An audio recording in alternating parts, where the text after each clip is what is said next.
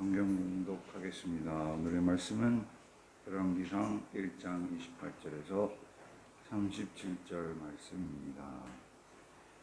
다윗 왕이 명령하여 이르되 밧세바를 내 앞으로 부르라 하매 그가 왕의 앞으로 들어가 그 앞에 서는지라. 왕이 이르되 새 생명을 모든 환난에서 구하신 여호와께서 살아계심을 두고 맹세하노라.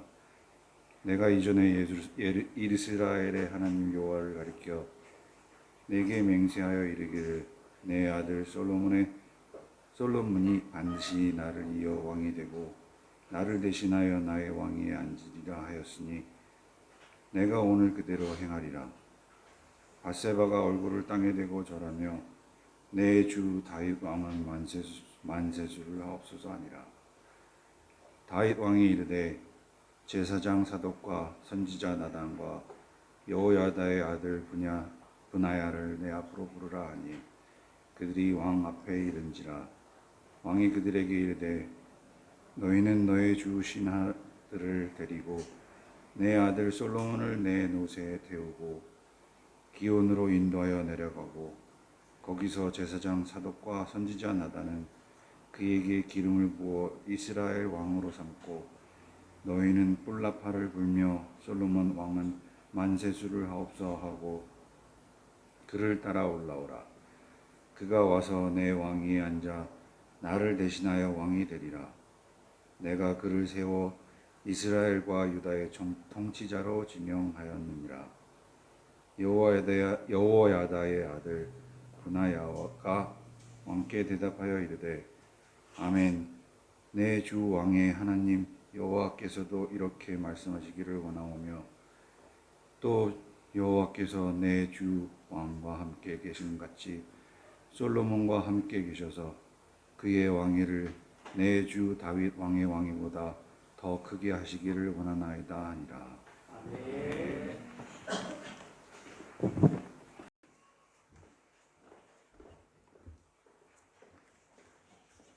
아멘. 인생을 살아가다가 보면 여러 가지 관점으로 세상을 보게 됩니다. 우리는 그걸 세계관이라고 말을 합니다. 그런데 특별히 여러 가지 세계관 가운데에 성경적인 관점으로 바라보는 그런 세계관을 가진 사람들의 공통적인 특징이 하나 있습니다. 성경적인 관점으로 지금 이 시대를 바라보는 사람들의 가장 큰 공통점 중에 하나는 지금 저희들이 살아가는 이 시대를 말세 중에 말세라고 그렇게 말을 합니다. 여러분들은 여기에 동의하실지 모르겠지만 저는 살아가는 세태를 보면 틀림없이 그러하다 그런 생각을 합니다. 이것이 의미하는 것은 무슨 말이냐면 내일 당장 어쩌면 오늘 우리가 예배를 드리는 이후에 아니면 내일 당장 예수님께서 이 땅에 다시 내려오셔도 조금도 이상하지 않다는 사실입니다. 지금 세상은 그만큼 말세를 향해 가고 있다. 자, 그럼 말세를 향해 가고 있는 저희들이 과연 그 주님이 오실 것을 어떻게 준비하고 있는가? 우리 사랑하는 성도님들은 주님이 만약에 다시 오신다면 그 준비가 이 시간에 철저히 되셨습니까? 저는 개인적으로 누군가가 저에게 묻는다면 그러면 말세를 준비하기 위해서는 무엇을 준비해야 되느냐라고 만약에 묻는다면 저는 저희들이 가장 힘써서 준비해야 될 한 가지는 말씀 묵상이라고 생각합니다.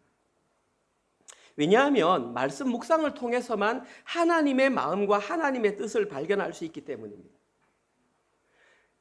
지금도 여전히 이 시대에 직통계시를 말하는 사람들이 있습니다. 무슨 말이냐면 눈을 감으면 하나님께서 음성을 들려주신다는 거죠. 그리고 그 뜻대로 살아간다는 건데 물론 그럴 수도 있다고 생각합니다. 그러나 저는 하나님께서 이미 저희들에게 성경 66권을 딱 줬고 그 66권을 통해서 하나님의 마음을 담았기 때문에 저희들은 말씀을 통해서 하나님의 음성을 들을 수 있다는 사실입니다.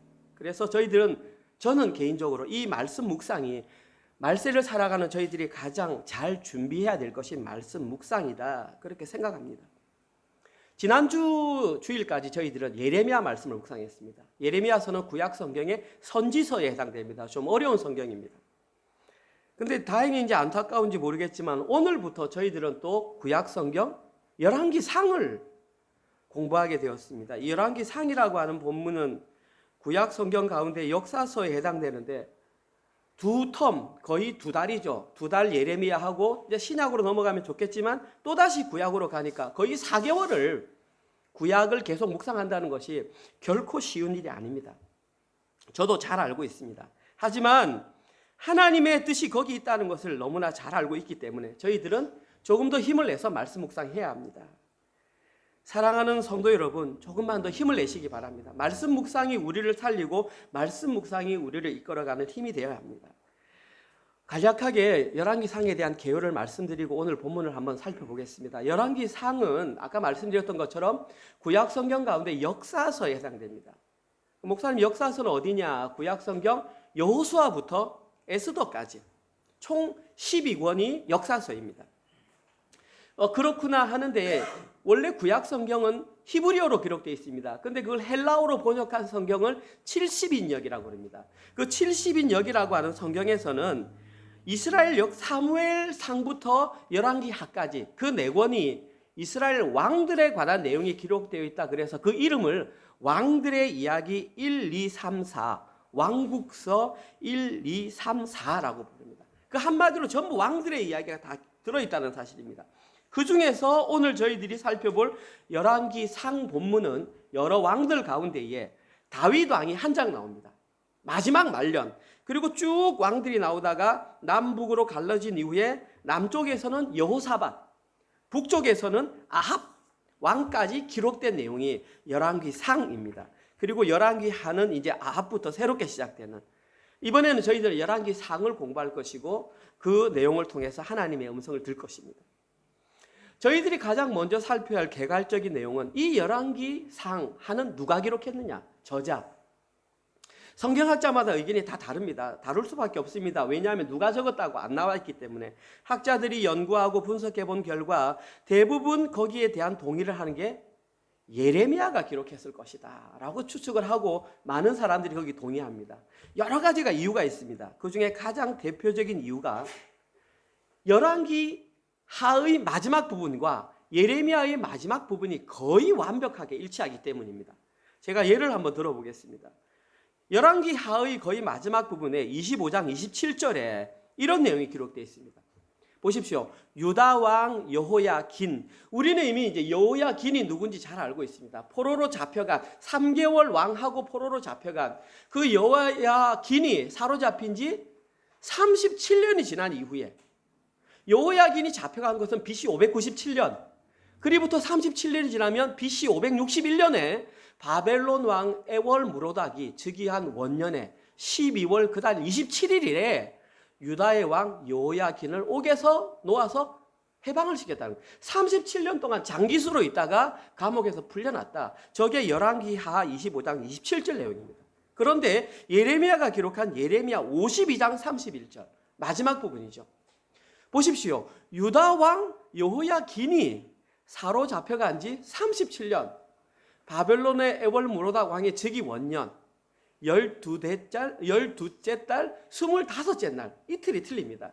그가 유다의 여호야긴의 왕의 머리를 들어주었고 감옥에서 풀어주었더라. 거의 완벽합니다. 연도도 날짜만 하루 이틀 틀릴 뿐이지 거의 연도가. 그럼 열왕기하에 저게 기록되어 있고 실제로 남유다 백성들이 포로에서 풀려난 것은 BC 538년. 근데 오늘 본문에는 그의 내용이 기록되어 있지 않으니까 이 열왕기상하가 기록된 것은 최소한 BC 561년부터 BC 538년 그 사이에 기록되었구나. 이 기록 시기가 저걸 보면 알 수 있다는 것이죠. 그럼 세 번째, 그러면 과연 이 열왕기상하는 누가 일도로 기록되었는가? 1차 독자가 생각해 보니까 바벨론의 포로로 잡혀갔던 사람들이 이 내용의 독자들이었다는 것을 너무나 잘 아는 것이죠. 그럼 저자 나왔고 시기 나왔고 읽는 독자 나왔고 마지막으로 왜 기록했느냐? 한번 생각해 보십시오. 바벨론의 포로로 잡혀가는 자들이 어떤 생각을 했겠습니까? 하나님은 과연 우리를 버리셨는가? 우리에게는 더 이상 아무런 희망이 없는가? 우리는 이대로 멸망당하고 말 것인가? 라는 질문을 가졌을 것입니다. 거기에 대해서 열왕기 상하의 저자가 기록한 것이죠. 그렇지 않다. 너희들에게는 아직도 여전히 희망이 남아있다. 희망이 남아있는 것을 알려주기 위해서 열왕기 상하를 기록했다는 사실입니다. 그래서 오늘 설교 제목이 희망의 메시지입니다. 오늘 본문은 그 희망의 메시지 가운데 첫 번째 메시지. 오늘 본문은 크게 두 가지 본문으로 나누어집니다. 두 가지 대화가 기록되어 있습니다. 첫 번째 대화는 말년의 다윗과 그의 아내 중에 한 명이었던 바세바, 이 두 사람 간의 대화가 오늘 본문의 첫 번째 내용입니다. 열왕기상 1장 28절에서 31절. 여러분들이 어떤 대화가 있었는지 한번 보십시오. 다윗 왕이 명령하여 이르되 바세바를 내 앞으로 부르라 하매 그가 왕의 앞으로 들어가 그 앞에 서는지라. 왕이 이르되 내 생명을 모든 환난에서 구하신 여호와께서 살아계심을 두고 맹세하노라. 내가 이전에 이스라엘의 하나님 여호와를 가리켜 내게 맹세하여 이르기를 네 아들 솔로몬이 나를 이어 왕이 되고 나를 대신하여 내 왕위에 앉으리라 하였으니 내가 오늘 그대로 행하리라. 다윗이 말했습니다. 그러자 바세바가 얼굴을 땅에 대고 절하며 내 주 다윗 왕은 만세수를 하옵소서 하니라. 이것이 두 사람 간의 대화입니다. 저희들이 가장 먼저 살펴보아야 하는 것은 다윗이 누군가에게 말을 했던 내용입니다. 오늘 본문 첫 번째 절에서는 그것을 다윗이 명령하여라는 그 말을 사용했습니다. 28절에 나와 있습니다. 다윗이 명령하여 이르되. 근데 여기서 기록된 명령하다는 것은 영어로 오다가 아닙니다. 뭐 해라 저래 이게 아니라 이 명령하다의 원래 뜻은 뭐냐 하면 말하다 혹은 말에 대한 대답하다, 조금 더 나가면 외치다 이런 뜻입니다. 그리고 실제로 그 당시에 이 단어가 언제 많이 쓰였냐 하면은 어떤 사람이 급하게 누군가를 큰 소리로 부를 때 저 단어가 사용되었습니다. 다시 말해서 오늘 보면서 다윗이 명령하여라는 말은 다윗이 큰 소리로 지금 누군가에게, 사실은 나단 선지자입니다. 이 앞에 나단 선지자가 말을 했거든요. 그 말을 듣고 지금 급하게 큰 소리로 바세바를 불러오라, 아주 다급하게 불렀다라는 표현이 저기서 명령하여 그렇게 했습니다. 그리고 바세바를 왜 불렀느냐? 그 다음 절에 나옵니다. 왕이 이르되 내 생명을 모든 환난에서 구하신 여호와께서 살아계심을 두고 내가 맹세하겠다. 무엇을 맹세하느냐? 30절에 내가 이전에 이스라엘의 하나님 여호와를 가리켜 내게 맹세하여 이르되, 저게 내용입니다. 네 아들 솔로몬이 반드시 나를 이어 왕이 되고 나를 대신하여 내 왕위에 앉으리라. 이것이 맹세의 내용입니다. 우리 한글 성경을 읽으면 그냥 조금 강하게 했구나 했는데 저걸 원어 성경으로 보면 그 가운데 나와 있는 반드시, 영어로는 surely라고 되어 있습니다. 그 단어가 저 짧은 구절에 3번 기록되어 있습니다. 나는 반드시 맹세한다. 나는 반드시 왕이 되게 할 것이다. 나는 그 사람이 반드시 왕이 앉게 할 것이다. 그 반드시라는 단어를 3번 연속으로 사용했습니다. 얼만큼 강한 확신을 가지고 맹세했는지 우리는 알 수 있죠. 이걸로 그치지 않습니다. 그 뒤에 보면 내가 오늘 그대로 행하리라. 나는 당연히 다윗이고요. 오늘이라고 하는 그 단어 원어는 바로 이날, 내 말이 끝나는 그날, 그 다음에 그대로라는 말은 한치의 어긋남도 없이 그와 같이 하라, 이런 뜻입니다. 그럼 이 모든 것을 종합해 보면 지금 다윗은 솔로몬이 자신의 뒤를 이어 왕이 되는 거에서 단 1초의 주저함도 없이 아무 꺼리낌도 없이 명확하게 자신의 뒤를 이어 왕으로 세울 것을 맹세했다는 것입니다. 다윗은 지금 왕으로서 자신이 행할 수 있는 권리를 정확하게 수행하고 있다는 것입니다. 그리고 이 모습을 바라보고 있던 바세바가 했던 행동이 31절에, 제가 말씀드릴게요. 바세바는 다윗의 부인입니다. 지금 이 시대로 말하면 그냥 남편과 아내, 맞죠? 남편과 아내입니다. 그런데 아내가 지금 남편인 다윗 왕에게 어떻게 했는지 보십시오. 바세바가 얼굴을 땅에 대고 절을 했다고 합니다. 아내가 남편에게 머리를 땅에 조아려서 머리를 대고, 이것은 부부 관계가 아닙니다. 이것은 신하와 왕의 관계입니다. 지금 저 부분에 있어서만큼은 바세바는 다윗을 남편이 아니라 자기의 왕, 자기의 주인, 자기의 이 통치자로서 인정을 하는 것입니다. 그리고 한 말이 뭐냐 하면 내 주 다윗 왕은 만세수를 하옵소서. 우리가 사극에서도 저런 말을 많이 하지 않습니까? 만세수를 하옵소서 의미는 영원히 사시기를 소망합니다. Live forever, 이런 뜻입니다. 이 말의 의미는 그런 의미지만 저것을 쓰는 이유는 최고의 경의를 표하는 것입니다. 오늘 우리가 예배 전에 설명해서 내가 주를 경외함으로 했었던 그 경외감이 일부가 저기에 드러난다는 것입니다. 지금 바세바는 자기 남편 다윗을 남편으로서가 아니라 왕으로서 최고의 경의를 표했던 것입니다. 다윗이 기력을 회복하고 자기의 역할을 했던 그 모습이 너무나 기뻐서 지금 저렇게 표현했던 것이 오늘 본문 첫 번째 대화입니다. 오늘 본문에 기록된 두 번째 대화는 다윗과 신하들과의 대화입니다. 신하 가운데 특별히 브나야라고 하는 신하가 있습니다. 어떤 대화가 오갔는지 한번 살펴봅시다. 오늘 본문 32절에서 37절입니다. 다윗 왕이 이르되 제사장 사독과 선지자 나단과 여호야다의 아들 브나야를 내 앞으로 부르라 하니 그들이 왕 앞에 이른지라. 왕이 그들에게 이르되 너희는 너희 주의 신하들을 데리고 내 아들 솔로몬을 내 노새에 태우고 원어를 보면 암노새입니다. 대부분의 왕자들이 타던 것은 숫노새인데 유일하게 다윗 왕이 타던 것은 암노새이고 그 당시 암노새는 숫노새에 비해서 가격이 월등히 높고 말들에 비해서보다 월등히 가격이 높은 귀중한 왕만 탈 수 있는 노새입니다.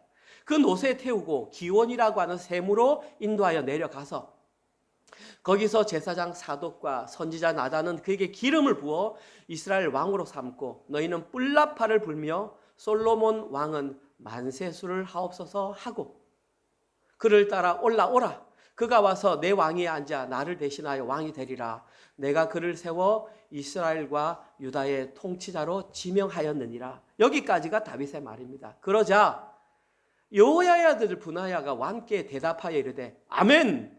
내 주 왕의 하나님 여호와께서도 이렇게 말씀하시기를 원하오며 또 여호와께서 내 주 왕과 함께 계심 같이 솔로몬과 함께 계셔서 그의 왕위를 내 주 다윗 왕의 왕위보다 더 크게 하시길 원하나이다 하니라.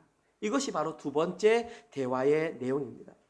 저희들이 가장 먼저 살펴볼 것은 32절에 다윗 왕이 이르되 그 뒤에 부르라 하니 그리고 그들이 왕의 앞에 이른지라. 이 단어를 원어로 보면 계속을 나타내는 어떤 전치사가 있습니다. 히브리서에는 그걸 와우 전치사라고 그러는데 그 와우 전치사가 각각 다 기록되었습니다. 구태여 우리말로 번역하자면 그리고 부르되 그리고 이르라 이런 뜻이거든요. 그게 무슨 뜻이냐면 다윗의 말이 끝나자마자 밖에서 기다렸다는 듯이 바로 왔다는 것입니다. 즉각 이루어졌다는 것입니다. 다윗은 다윗대로 신하들은 신하대로 결단력과 실존력과 과담성을 가지고 그렇게 행동했다는 것입니다. 그리고 다윗 왕이 명령했던 것은 아까 말씀드렸던 것처럼 오직 다윗 왕만 탈 수 있는 암노새를 솔로몬에게 태우고 기온샘으로 내려가서 그에게 기름을 붓고 뿔나파를 불어라. 기름을 붓는다는 것은 그게 왕으로 임명을 받았다는 의미고 뿔나파를 분다는 것은 공식적으로 선포한다는 내용입니다. 그래서 이제 솔로몬은 다윗 왕을 이어서 공식적으로 이스라엘의 왕의 자리에 앉았습니다. 그러자 신하들은 솔로몬을 향하여 아까 말했듯이 똑같이 만세수를 하옵소서 이렇게 외쳤습니다. 이렇게 외침으로 말미암아 솔로몬 왕은 다윗을 이어서 이스라엘의 3대 왕으로 됐습니다. 첫 번째 왕은 누구죠? 네, 사울 왕입니다. 두 번째 왕은 다윗 왕입니다. 세 번째 왕은 솔로몬 왕입니다. 솔로몬 왕을 끝으로 이스라엘은 남각으로 갈라졌기 때문에 통일 왕국 왕은 3명밖에 없습니다. 그 중에 세 번째 왕이 솔로몬. 위대한 일이 있었죠. 그런데 이 앞에 무슨 일이 있었냐면 금요일 본문과 토요일 본문을 묵상한 분은 아실 겁니다. 아도니아라고 하는 왕이 있었는데 왕이 아니죠. 왕자가 있었는데 자기 스스로 왕이라고 선포하고 사람들을 데리고 축제를 벌이고 있었습니다. 그런데 저때 나팔 소리가 그들에게도 들렸다는 사실입니다. 내일 묵상 본문이지만 오늘 한번 살펴봅니다. 열왕기상 1장 39절에서 41절. 제사장 사독이 성막 가운데에서 기름 담은 뿔을 가져다가 솔로몬에게 기름을 부으니 이에 뿔나파를 불고 모든 백성이 솔로몬 왕은 만세수를 하옵소서 하니라 크게 외쳤단 말입니다. 모든 사람이 그를 따라 올라와서 피리를 불며 크게 즐거워하므로 땅이 그들의 소리로 말미암아 갈라지는 듯하니 아도니아와 그와 함께한 손님들이 먹기를 마칠 때에 다 들은지라. 아도니아와 함께 있던 모든 손님들이 지금 이 일어나는 상황 소리를 다 들었다는 얘기입니다. 그 중에서 한 사람 요압이 뿔나파를 듣고 이르되 어찌하여 성읍 중에서 소리가 요란하냐 물었다는 것입니다. 자 보십시오. 틀림없이 그들은 지금 이 진행되는 행사를 다 듣고 그 상황을 다 파악했다는 것입니다. 특별히 저기에 기록된 요압과 여기에 기록되지 않았지만 아비아달이라는 제사장이 저 소식을 듣고 굉장히 큰 충격을 받았습니다. 왜냐하면 저기에 기록된 요압과 아비아달은 솔로몬이 아니라 아도니아가 왕이 되길 원했거든요. 아도니아가 왕이 되려고 그들이 강하게 확신했던 것은 눈에 보이는 시류와 정세 때문입니다. 이거 제가 설교 시간에 써서 되는 말인지 모르겠지만 머리를 굴려봐. 통밥을 한번 굴려봐. 지금 누가 왕이 되겠냐고. 자, 첫 번째 다윗의 첫 번째 장자의 이름은 암논이라는 사람이 있었습니다. 근데 암논은 지 여동생을 이렇게 겁간함으로 말미암아 압살롬에 의해서 처참하게 죽임을 당해 장남이 죽었습니다. 두 번째 아들은 길르압이라는 사람이 있었는데 길르압은 일정한 부분 이후에 안 나오는 것으로 보아서 어린 시절 죽은 것으로 보입니다. 세 번째 아들이 누구냐 하면 그 잘생긴 압살롬입니다. 압살롬은 반역을 일으켰다가 저 요압에 의해서 배가 찔려서 죽었습니다. 그리고 네 번째 아들이 누구냐 하면 바로 아도니아입니다. 그러면 보십시오. 이 당시에 살아있는 다윗의 장자는 누구입니까? 아도니아죠. 그러면 아도니아가 당연히 왕이 될 것이라고 생각을 했고, 그리고 성경에 보면 나중에 말씀드리겠지만 아도니아가 자라면서 단 한 번도 다윗에게 싫은 소리를 들은 적이 없더라. 그만큼 모든 사람들이 인정을 받았다는 것이죠. 그러니까 요압과 아비아달이 딱 통밥을 잡아보니까 그 다음 왕은 솔로몬이 아니라 아도니아일 거야 라고 하니까 요압과 아비아달은 아도니아를 잡아서 딱 지금 이제 왕을 세우려고 하는데 뿔나팔 소리를 들으니까 얼마나 지금 당황했겠냐라는 사실입니다. 만약에 저희들도 이 땅을 살아가면서 하나님의 말씀이 아닌 시류와 정세, 통밥을 가지고 만약에 우리가 판단한다면 요압과 아비아달과 같은 실수를 범할 확률이 아주 높다라는 사실입니다. 제가 초기부터 말씀드렸던 것이 왜 우리가 말씀 묵상에 집중을 해야 하느냐. 말씀 묵상만이 우리를 올바른 길로 인도하기 때문입니다. 그리고 여기서 신하들이 외쳤던 그 만세수를 하옵소서는 아까 밧세바가 다윗을 향해서 했던 것과 동일한 모습이었습니다. 다시 말해서 솔로몬을 왕으로 세웠던 모든 신하들은 진심으로 솔로몬이 이스라엘의 왕이 되었다는 것을 인정했다라는 말입니다. 이제 솔로몬은 공식적으로 이스라엘의 왕이 되었습니다. 이렇게 다윗의 말에 마치자 그 말에 반응한 사람이 있었는데 그 사람의 이름은 다윗의 칼을 잡았던 군사령관 브나야였습니다. 브나야가 오늘 본문에서 뭐라고 그러냐면은 아까 몇 절이었습니까? 앞으로 한번 더 보시면 아멘 하고 외치는 아멘 내 주 왕의 하나님 여호와께서 이렇게 말씀하시길 원하오며 이 아멘이라는 뜻이 우리가 기도할 때 끝나는 그 아멘입니다. 나도 동의합니다. 나도 확신합니다. 나도 그렇게 되기를 소망합니다. 그런 뜻입니다. 근데 재밌는 것은 그 앞에 14-30절 저기 보십시오. 브나야가 왕께 대답하여 저 대답하여라는 단어가 아까 다윗이 명령하다라는 그 단어입니다. 따라서 저기서 브나야가 왕께 대답한 것은 이게 아니라 주변 사람들이 다 들을 정도로 아주 큰 소리로 외쳤다는 것입니다. 큰 소리로 외쳐서 아멘 내 주 왕의 하나님 여호와께서도 이와 같이 되시기를 원합니다 이렇게 외쳤다는 것입니다. 큰 소리로 뿐만이 아닙니다. 37절에 또 여호와께서 놀라운 걸 외칩니다. 내 주 왕과 함께 계신 같이 솔로몬과 함께 계셔서 그의 왕위를 내 주 다윗 왕의 왕위보다 더 크게 하시기를 원합니다. 지금 여기 다윗 왕이 엄연히 살아있는데 그 아들을 통해서 당신보다 당신 아들이 더 크게 되었으면 좋겠습니다. 물론 어떻게 들으면 기쁜 소리를 듣지만 당사자가 들었을 때는 조금 상황이 나쁠 수도 있는 상황이었는데 개의치 않고 이런 큰 소리를 외쳤습니다. 왜 그랬을까요? 당연히 기뻐서 그랬겠죠. 그런데 제가 말씀을 준비하면서 생각해봐도 아무리 기뻐도 일반적으로 해야 될 말이 있고 안 해야 될 말이 있는데 지금 브나야가 하는 말은 조금 과하다, 좀 오버한다는 느낌이 들었습니다. 왜 그러면 브나야는 다윗 왕이 눈앞에 있음에도 불구하고 그의 아들 솔로몬이 더 크게 되기를 원한다 이렇게 외쳤던 것일까요? 여기서 오늘 본문의 핵심 키워드가 나옵니다. 지금 이 내용을 여러분이 잠깐 딴 생각을 하시면 어떻게 해석할 수 있냐면 보십시오. 이 사람도 왕이 될 수 있고 이 사람도 왕이 될 수 있는데 누군가가 이 사람을 지지해서 이 사람은 무너뜨리고 이 사람이 왕이 되었기 때문에 내가 지지하는 사람이 왕이 되어서 나 기쁘다 이런 것처럼 보일 수 있다는 것입니다. 밧세바도 마찬가지죠. 밧세바는 솔로몬과의 관계가 뭡니까? 엄마 아닙니까? 자기 아들이 왕이 되었으니까 너무 좋다고 소리 지는 거 당연한 거 아니냐. 오늘 본문에서 밧세바가 절을 한 것도 브나야가 저렇게 소리를 외쳤던 것도 그런 개인적인 관계로 한 것이 아니라는 사실입니다. 성경은 그런 얘기 기록하고 있지 않습니다. 자꾸 성경을 여러분들이 삼국지에 유사한 것으로 열왕기서니까 왕들의 이해가 나오니까 삼국지의 어떤 이야기처럼 생각하는데 그런 이야기 기록되어 있지 않습니다. 인간적으로 내 아들이 왕이 됐기 때문에 내가 왕께 절하고 내가 지지하는 어떤 나의 후보가 왕이 되었기 때문에 절하는 게 아니라는 사실입니다. 성경에는 그런 내용을 기록하지 않습니다. 오늘 본문에서 브나야가 이렇게 과도하게 기쁨을 표현했던 이유는 이렇게 행함으로 말미암아 하나님의 언약이 유지되었기 때문입니다. 성취되었기 때문입니다. 자칫 잘못하면 인간의 개입으로 아도니아라고 하는 눈에 보이기에 왕에 좋아 보이는 그 사람이 솔로몬의 자리를 해서 왕이 되었으면 하나님의 언약의 성취를 깨어져 버렸습니다.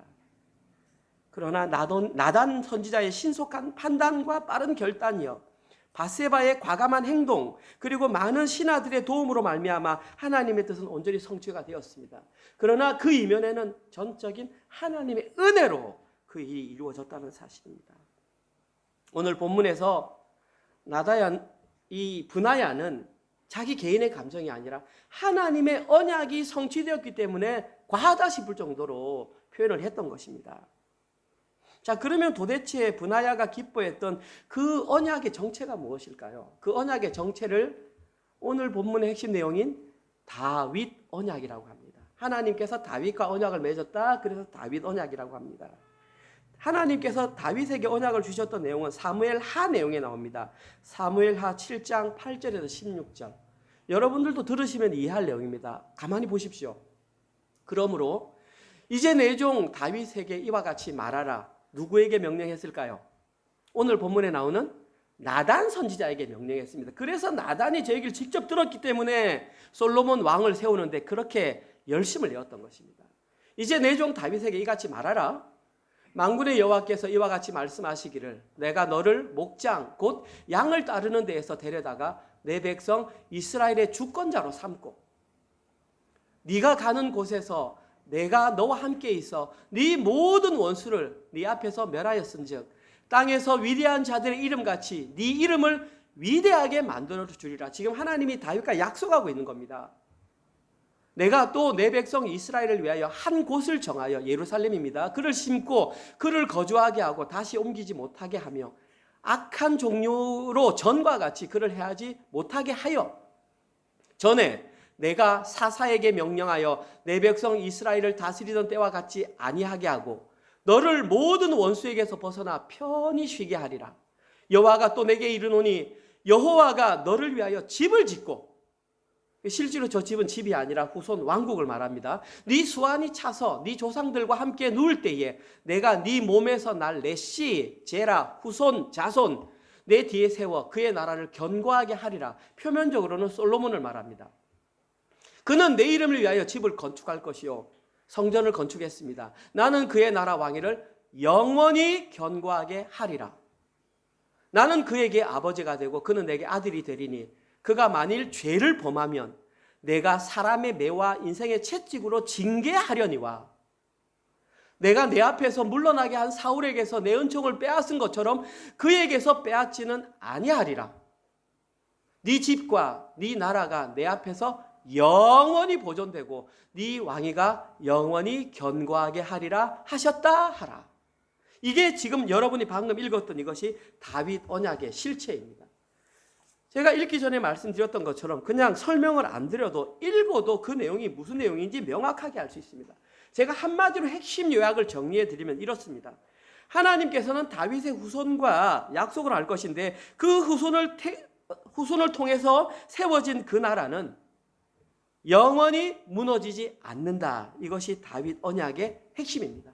만약에 네 후손이 잘못했다. 잘못하면 내가 사람을 통해서 때리고 인생을 통해서 채찍질을 징계는 가하겠지만 그의 나라는 절대 버리지 않겠다. 그렇게 약속했습니다.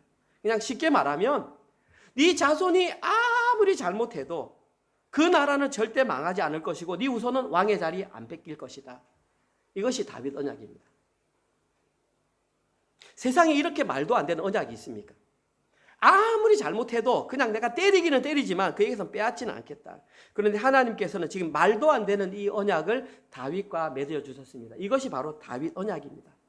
오늘은 특별히 우리 유초등부 아이들이 같이 와서 만약에 부모님들이 유초등부 아이들에게 이와 같이 약속을 했다면 말도 안 되는 약속입니다. 아이들도 피식거릴 겁니다. 내가 암만 잘못해도 뭐 안 하고 그 약속을 지금 하나님께서 다윗과 맺으셨다라는 것입니다. 자, 질문 드리겠습니다. 그러면 하나님께서 다윗과 약속을 맺었기 때문에 그러면 다윗과 맺었던 그 후손을 통한 일이 실현되었나요?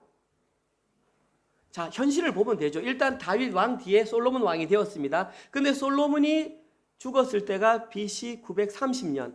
솔로몬이 죽자마자 가장 먼저 일어난 사실이 이스라엘이 남과 북으로 갈라졌어요. 북이스라엘, 남유다. 그리고 북이스라엘은 BC 722년. 그러니까 솔로몬이 왕이 된 지 약 200년도 되지 않아서 무너졌어요. 그로부터 BC 586년 약 140년이 지난 이후에 남유다도 무너졌어요. 성경을 우리 지난번 예레미야 할 때 다 배웠잖아요. 결론적으로 다윗이 이 세상을 떠난 지 400년이 되지 못해서 이스라엘이라고 나라는 역사에서 사라지고 말았어요.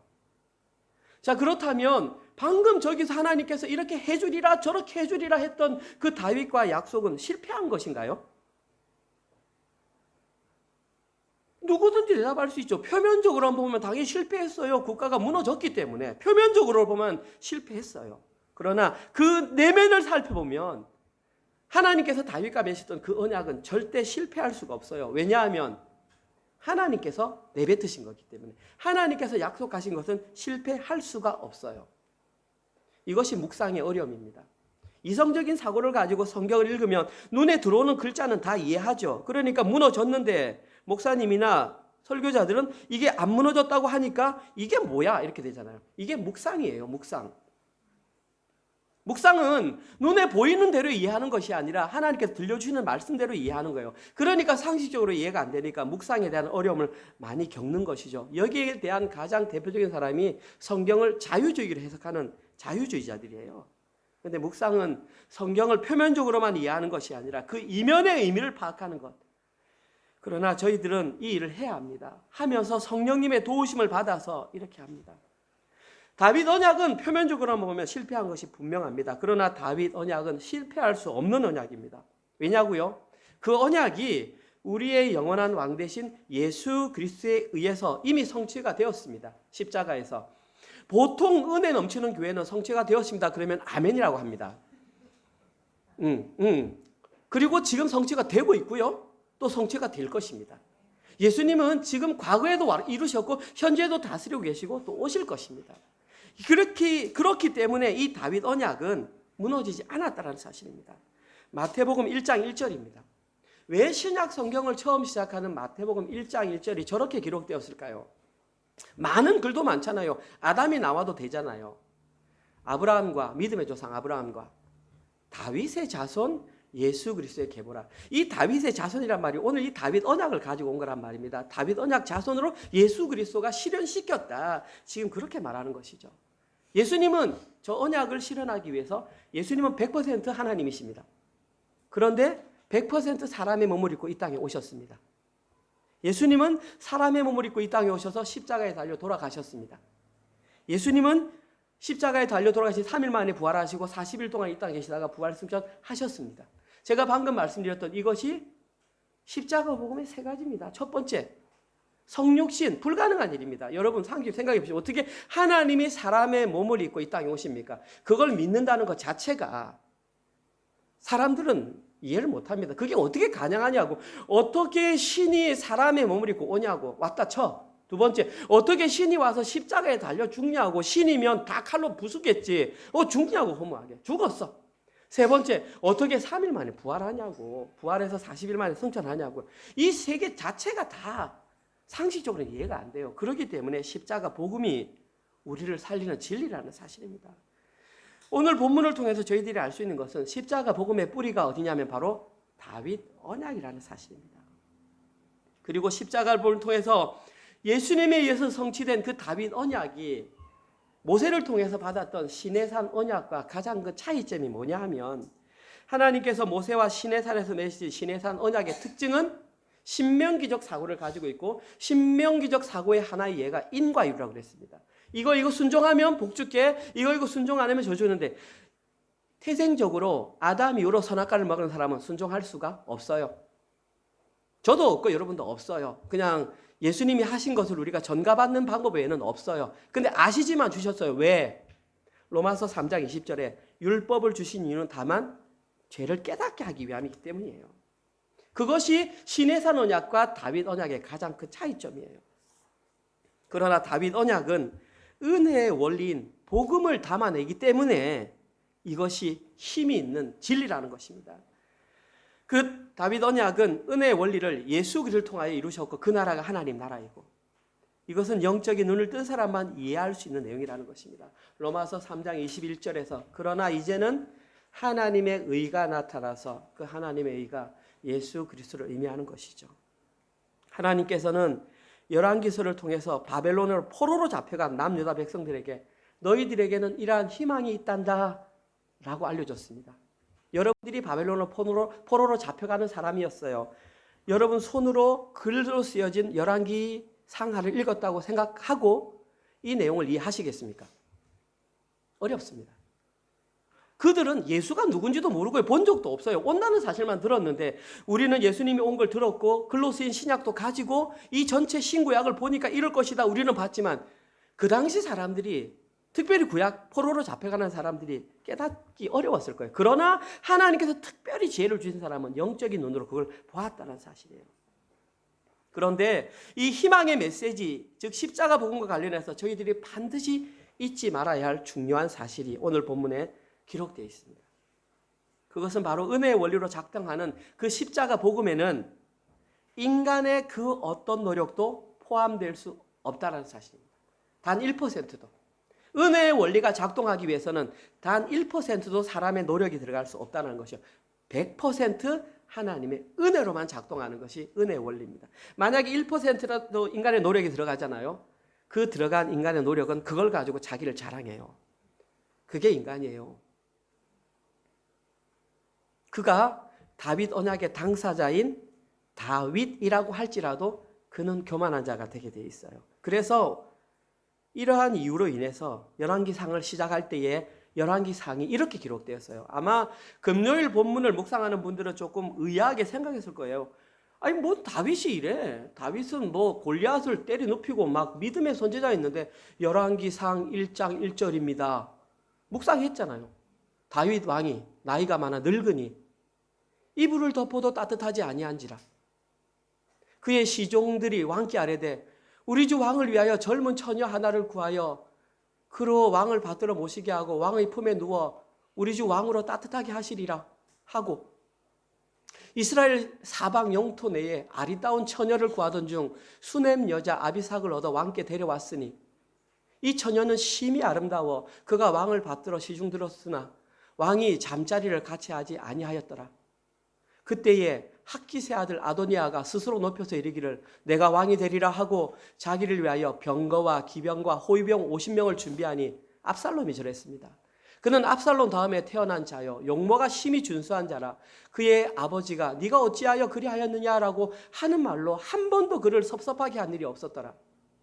아도니아가 수르야의 아들 요압과 제사장 아비아달과 모이하니 그들이 따르고 도우나 제사장 사독과 여호야의 아들 브나이아와 선지자 나단과 시므이와 레이와 다윗의 용사들은 아도니아와 같이 하지 아니하였더라. 저기에 기록된 내용들을 그냥 제가 간략하게 몇 가지로 요약하면 첫 번째, 이 당시 다윗은 평소의 모습과 너무나 달랐습니다. 첫 번째, 이불을 덮어도 몸이 따뜻하지 않을 정도로 완전히 몸이 쇠했다는 것입니다. 거의 늙어가지고 그냥 거의 기력이 다 떨어졌다. 두 번째, 이스라엘에서 가장 아름다운 나이가 어린 그 여인을 다윗 옆에 붙여뒀음에도 불구하고 그 여인을 품을 수 없을 정도로 무능력한 상태였다. 저 글을 읽으면서 다윗이 나는 정절을 지켜야지 나는 이 여인을 품지 않을 거야가 아니라 힘이 없어서 건드리지를 못했어요. 다음으로 자신의 네 번째 아들인 아도니아가 그 당시 장자라고 생각해서 이제는 내가 왕이 될 것이다 라고 외쳐도 그것을 인지하지 못할 정도로 무능력한 상태에 빠져 있었던 것입니다. 심지어 그가 신하들을 데리고 어떤 일을 펼쳐도 아무런 감각이 없는 무감각한 상태가 되었다. 이러한 다윗의 모습을 단 한마디로 표현한다면 다윗 언약의 당사자로서는 전혀 자격이 없는 사람처럼. 왜 성경에 이걸 기록해놨을까요? 좀 부끄러우면 감추어주면 좋잖아요. 왜냐하면 다윗이 그만큼 전적으로 무능하다는 것을 폭로하기 위함입니다. 의도적으로 이 내용을 기록했다는 것입니다. 왜냐하면 구원이 거기서부터 시작되기 때문입니다. 내가 아무것도 할 수 없구나. 다윗조차도 아무것도 할 수 없구나. 제가 늘 설교하는 말로 하나님 절대 의존적인 존재가 되지 않으면 구원이 발생하지 않기 때문에 남유다 백성들이 포로로 잡혀가면서 너희들 왜 포로로 잡혀가는 줄 아니?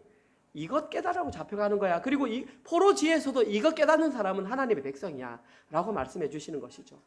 이걸 지금 이 시대에 적용한다면 지금 이 시대를 살아가는 다 하나님의 백성이라고 말하는 교회 안에 앉아있는 너희들아, 너희들이 진짜 전적으로 무능한 상태인 걸 인정하니? 그러면 나를 의지하고 살아. 이것이 유일한 구원의 방법이야 라는 것을 우리에게 알려주고 있는 것입니다. 열왕기서는 그 당시 포로로 잡혀가던 자들만은 이야기가 아니라 지금 이 시대를 살아가는 우리를 위한 내용이고 이걸 말씀 묵상을 통해서 우리가 깨달아야 한다는 것입니다. 오늘 본문은 바로 그 내용이 기록되어 있습니다. 말씀을 마무리하겠습니다.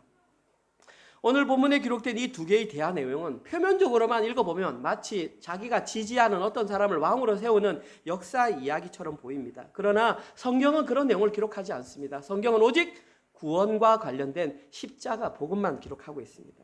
심오한 복음을 오늘 본문은 기록하고 있습니다. 하나님께서는 바벨론의 포로로 잡혀가는 남유다 백성들을 향하여 너희들에게 아직도 희망이 남아있다. 이 내용을 깨닫는 사람에 한해서 그러나 남유다 백성들이 희망의 당사자가 되기 위해서는 반드시 자기가 어떤 존재인지를 알아야 합니다.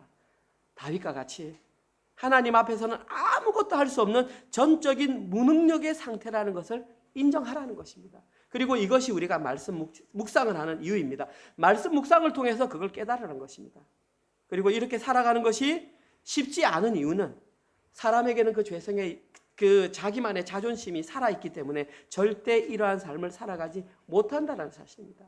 지금 이것을 우리에게 알려주고 있는 것입니다. 그리고 이러한 은혜의 원리로 작동하는 그 십자가 복음을 품은 자인지 아닌지 그거에 따라서 이 사람이 진짜 하나님의 자녀인지 아닌지가 결정이 된다는 사실입니다. 사랑하는 성도님들은 자신이 하나님 앞에 전적으로 무능한 존재라고 인정하십니까? 네, 만약에 그렇다면 이제 현실의 삶을 통해서 그렇게 살아가시면 됩니다. 그리고 여러분이 그렇게 살아갈 수 있도록 도와주는 안내 지침서가 말씀 묵상입니다. 진짜 하나님의 백성으로 살아가시기로 결단하는 분들은 오늘 이후로 말씀 묵상 게을리하지 마시기 바랍니다.